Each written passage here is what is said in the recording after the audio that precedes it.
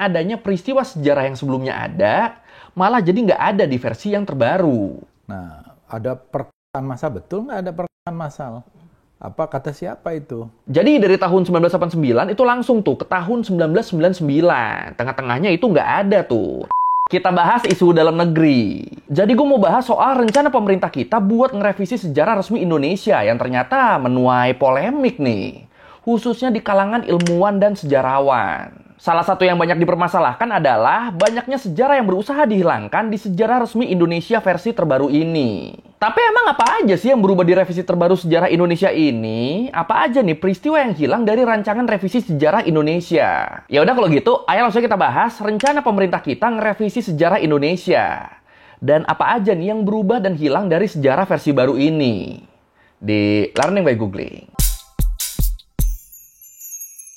Ya, buat yang mungkin belum tahu, rencana revisi sejarah resmi Indonesia ini tuh sebenarnya tuh udah direncanain sama pemerintah tuh seenggaknya tuh dari awal tahun 2025 ini, lewat Kementerian Kebudayaan. Tapi sebelum kita bahas kontroversinya, sebelum kita cek yang hilang tuh sejarah apa-apa aja, sebelum kita seuzon sama agenda politis di balik revisi sejarah ini, kita harus tahu dulu nih kalau sebenarnya dari sisi ilmiah, revisi terhadap sejarah tuh sesuatu yang wajar banget. Soalnya kan ketika penelitian sejarah terus dilakukan, pasti kan makin banyak fakta-fakta sejarah yang terungkap dong.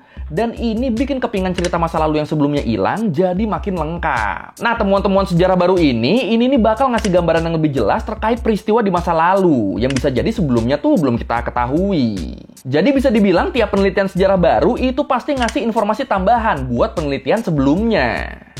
Dan ini artinya ya berarti ada update informasi, ada revisi dari versi sebelumnya. Dan hal-hal kayak gini juga tuh lumrah terjadi di sejarah Indonesia. Selalu ada tuh revisi-revisi sejarah yang tujuannya buat nge-update sejarah Indonesia berdasarkan temuan-temuan sejarah baru. Dan selain nambahin narasi yang sebelumnya nggak ada, kalau menurut Kementerian Kebudayaan, salah satu tujuan utama revisi sejarah ini adalah mengoreksi narasi lama yang dianggap kurang tepat, khususnya terkait kolonialisme di Indonesia. Terus tujuan yang terakhir, karena ini tuh sejarah negara, masih menurut Kemendikbud, revisi ini juga tuh bertujuan buat memperkuat identitas dan rasa kebangsaan. Dan kalau kita ngomongin sejarah resmi negara, udah pasti ini tuh bukan sejarah resmi negara pertama yang dirilis sama pemerintah kita ya. Pemerintah Indonesia tuh sebelumnya tuh udah pernah 2 kali ngerilis buku Babon, buku panduan lengkap sejarah resmi negara. Rilisan yang pertama tuh ada 6 jilid buku sejarah nasional Indonesia yang terbit tahun 1975. Dan rilisan kedua itu ada 8 jilid plus 1 fakta aneka buku IDAS, Indonesia dalam Arus Sejarah, yang dirilis di tahun 2010. Nah, di tahun 2025 ini, pemerintah tuh rencananya tuh bakal ngerilis buku Babon sejarah baru lagi dari hasil revisi sejarah nasional tadi.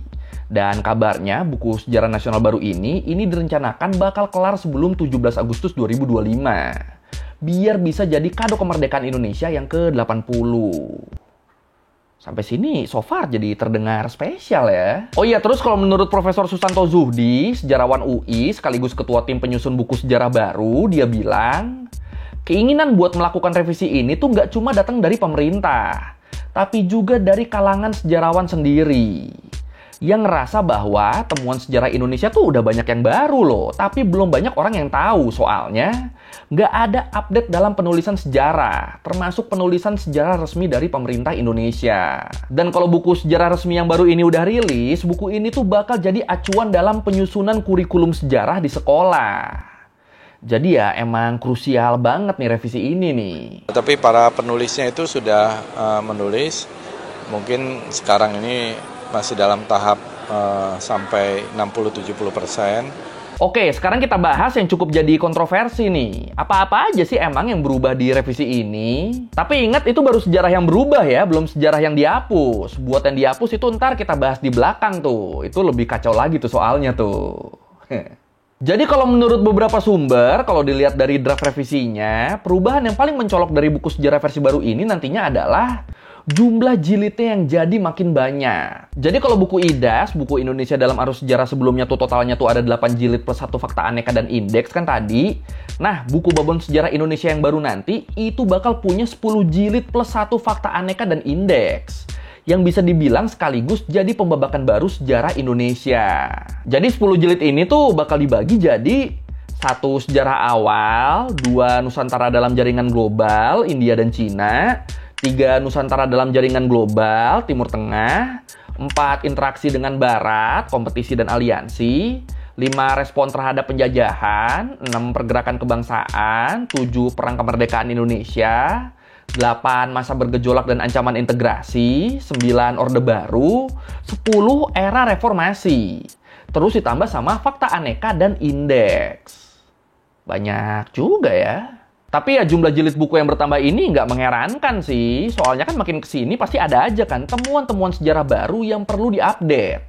Yang perlu dimasukin ke penulisan sejarah. Tapi terus kalau kita perhatiin nih, babak-babak sejarah versi baru ini tuh agak beda loh sama versi sebelumnya loh. Misalnya nih, contoh nih. Kalau di versi sebelumnya tuh jilid 1 tuh ngebahas soal periode prasejarah.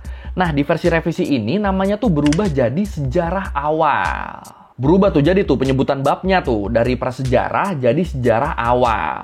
Dan ya walaupun kelihatannya ini sederhana kan, cuma ganti istilah doang, tapi ternyata ini tuh menuai polemik loh. Kenapa jadi polemik? Nih, jadi salah satu tim penulis buku sejarah Indonesia yang baru, Ari Truman Simanjuntak, yang merupakan arkeolog dan ahli prasejarah Indonesia, dia tuh mutusin buat keluar dari tim revisi ini sebagai bentuk protes dia. Di dalam surat pengunduran dirinya, beliau bilang, penggantian istilah prasejarah jadi sejarah awal itu tuh sama aja kayak menghapus istilah dan ilmu prasejarah dari nomenklatur keilmuan. Maksudnya apa? Jadi gini, secara keilmuan istilah prasejarah, prehistori, itu tuh dipakai buat ngejelasin sebuah periode di mana manusia belum mengenal tulisan. Ya kan kalau kajian ilmu sejarah tuh kan selalu berusaha merekonstruksi peristiwa di masa lalu lewat bukti tertulis kan. Kalau sejarah tuh begitu kan. Terus buat masa-masa di mana tulisan belum ditemukan gimana? Nah itulah makanya ada ilmu yang namanya arkeologi. Yang fokusnya buat memahami manusia dan budayanya di masa lalu lewat benda-benda fisik yang ditinggalkan. Bukan lewat tulisan. Jadi kita bisa tahu kehidupan di wilayah Indonesia sebelum ada tulisan tuh kayak apa, yaitu lewat kajian arkeologi.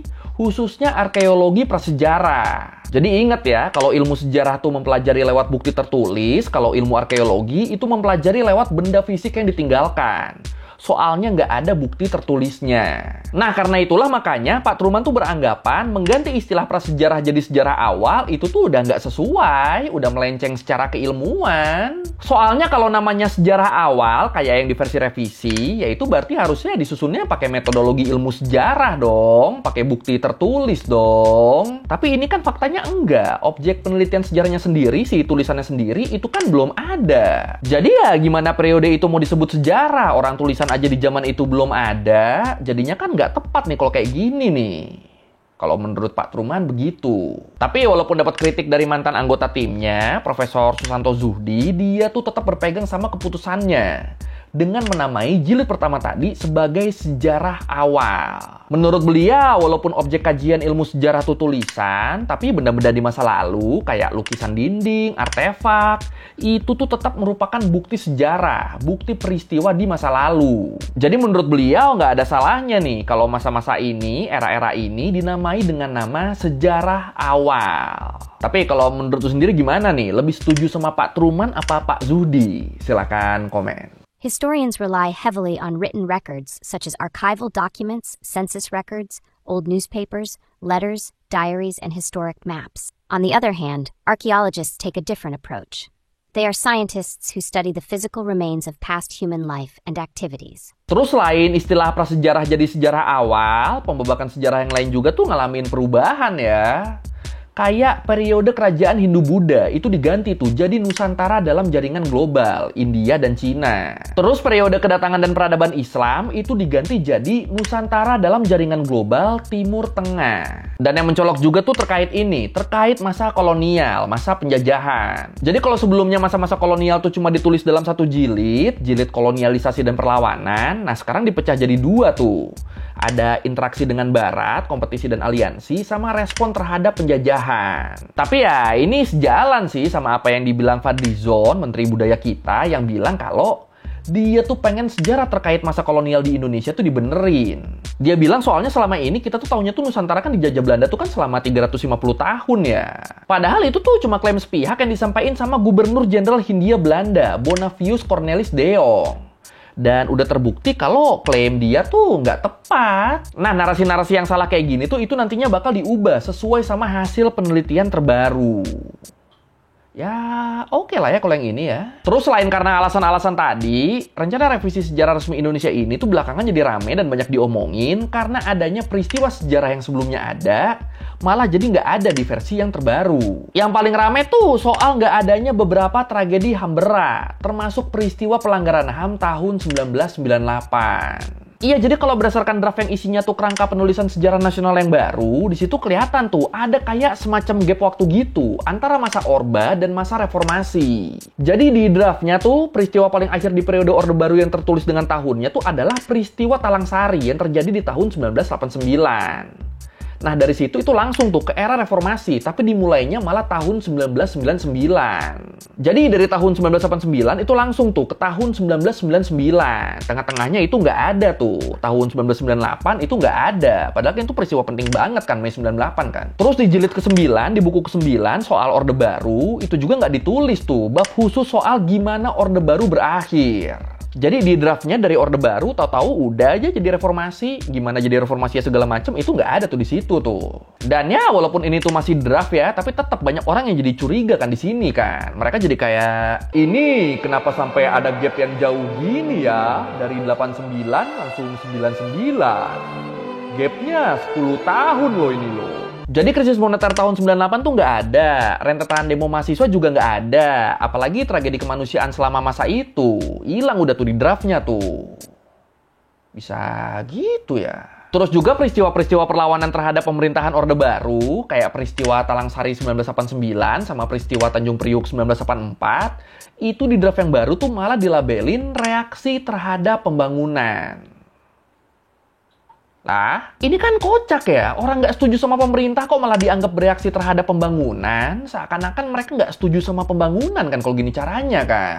Padahal dua peristiwa itu tuh berujung ke tragedi loh. Berujung ke peristiwa yang dikategorikan sebagai pelanggaran HAM berat. Malah dibilangnya reaksi terhadap pembangunan. Waduh. Nah, ada perkosaan massal, betul nggak ada perkosaan massal?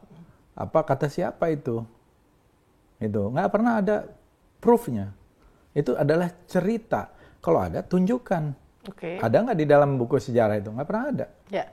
Nah, rumor-rumor seperti itu, menurut saya, tidak akan menyelesaikan meskipun persoalan. Meskipun itu ada di tim pencari fakta juga yang pada saat kan itu dibentuk ya. Saya sendiri pernah membantah itu, dan mereka tidak bisa buktikan. Terus juga beberapa peristiwa bersejarah penting yang selama ini kita kenal dan dianggap jadi simbol kesuksesan Indonesia, itu juga nggak muncul loh di draft yang baru ini loh. Misalnya kayak konferensi Asia Afrika yang pertama yang diselenggarakan di Bandung di tahun 1955. Nah, itu hilang tuh.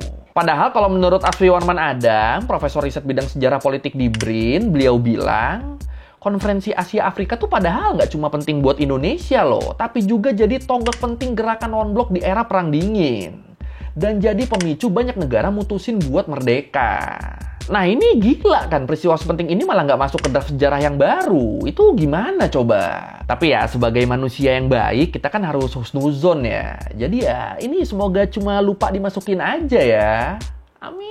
Tapi ternyata nggak cuma konferensi Asia Afrika nih. Ada beberapa peristiwa bersejarah lain juga yang ikutan nggak masuk. Kayak misalnya Kongres Perempuan Indonesia pertama di tahun 1928. Itu nggak masuk tuh. Terus ada juga Games of the New Emerging Force atau GANEVO di tahun 1963. GANEVO ini adalah kompetisi olahraga yang digagas sama Presiden Soekarno buat mengkritisi keputusan politis dari International Olympic Committee. Dari IOC. Nah, itu juga nggak masuk tuh. Terus itu tadi, beberapa peristiwa pelanggaran HAM berat di periode Orde Baru juga nggak masuk di draft ini. Ya, intinya banyak yang heran lah. Kenapa peristiwa-peristiwa penting kayak gini kok banyak yang nggak masuk di draft? Walaupun ya draft yang banyak tersebar tuh masih draft awal ya. Tapi kan tetap aja kan, peristiwa-peristiwa tadi tuh terlalu penting buat bahkan nggak muncul di draft awal. 29 nations with a population of more than 1,400,000,000 persons attend the historic conference in Indonesia's capital city of Bandung. Terus selain peristiwa yang hilang, beberapa sejarawan juga tuh menilai kalau revisi sejarah Indonesia ini tuh malah gagal menyasar hal-hal penting dan fundamental dari sisi historis. Misalnya kayak beliau nih, Muhammad Refi Omar Arazi, sejarawan sekaligus pengajar di Universitas Negeri Surabaya, yang menilai kalau Sejarah versi revisi ini tuh cenderung Indonesia sentris, sangat elit, dan tidak dekat ke masyarakat. Kalau menurut beliau, penulisan sejarah yang baru ini tuh masih ngikutin standar lama, di mana lebih banyak fokusnya tuh ke peperangan, kejatuhan, kekuasaan. Ya, yang masih berbau elit lah. Seakan-akan penulisan sejarah ini tuh dipakai buat legitimasi kekuasaan. Seakan-akan, tapi ya belum pasti ya, seakan-akan. Mulai agak takut juga nih. Ya kan, tapi bener kan, kalau penulisan sejarahnya bener mengarah ke sana, masyarakat kan jadi ngelihatnya, oh ternyata bener ya, kita jadi oke kayak sekarang tuh itu berkat penguasa kita dari dulu ya, feel-nya kan jadi gitu tuh. Terus ada juga kritik dari Albert Rumbekwan, sejarawan Universitas Cendrawasih, yang nganggep kalau porsi sejarah Papua tuh itu masih sangat dikit kalau dibanding sama wilayah Indonesia yang lain. Bahkan dirasa porsinya tuh nggak ada bedanya yang dulu sama yang sekarang, yang baru sama yang lama tuh nggak ada bedanya. Terus dia juga nyebut kalau selama ini cerita seputar Papua tuh cuma terpaku sama Kesultanan Ternate Tidore, Trikora, dan integrasi 1963. Udah itu doang tuh. Belum lagi kalau menurut beliau, keterlibatan sejarawan asli Papua dalam penulisan sejarah Indonesia, khususnya terkait wilayah Papua tuh itu masih kurang banget. Dia bilang, biarkan kami, orang Papua, menulis tentang sejarah kami sendiri. Nah, nanggepin banyak kritik ini, Profesor Susanto Zuhdi yang mimpin proyek ini tadi, dia tuh mastiin kalau penulisan ulang sejarah Indonesia ini akan dibuat seobjektif mungkin. Ya, walaupun yang namanya subjektivitas dalam penulisan sejarah tuh emang nggak bisa dihindari, tapi tetap Profesor Zuhdi menjamin kalau dalam penulisan sejarah ini tuh nggak bakal ada intervensi dari pemerintah. Ya, kita sih berharapnya gitu ya. Dan semoga peristiwa-peristiwa yang nggak ada tadi juga tuh itu emang beneran karena belum ditulis aja, bukan karena emang pengen dihapus. Soalnya itu semua penting loh. Masa dihapus, masa Mei 98 nggak ada di draft, itu kan aneh banget. Tapi kalau menurut lu sendiri gimana nih? Lu setuju gak nih sama sejarah versi revisi ini? Atau mending yang lama tetap? Yang mana nih? Silakan komen. Kita meminta kalau itu dilakukan oleh Kementerian Kebudayaan, kita berharap tentu seluruh masyarakat, di dalam hal ini mereka yang memang concern terkait dengan sejarah Indonesia, meskipun itu kontra, untuk bisa dilibatkan atau dilakukan komunikasi publik, uji publik, untuk bisa mendapatkan sejarah Indonesia yang kemudian bisa dijadikan pegangan untuk dipelajari oleh seluruh anak bangsa kita. Bagaimana proses sejarah Indonesia ini. Oke, sekian Lermingguin kali ini tentang Indonesia yang mau ngerevisi sejarahnya. Dan ternyata jadi polemik nih, banyak pro kontranya, banyak kontroversinya. Tapi ya emang kalau bagian-bagian yang penting banget tadi dihilangin tuh emang berasa aneh sih. 98 bisa nggak ada di draft tuh kan apaan coba? Itu kan penting banget kan. Peralihan ke reformasinya kan di situ. Malah nggak ada. Aduh. Ya kalau lu merevisi kayak gue udah salah, atau lu mau nanya, atau lu mau bikin video, bisa tulis di komen, kita diskusi biasa. Sekali lagi, thank you nonton, jangan lupa like, comment, subscribe. Bye.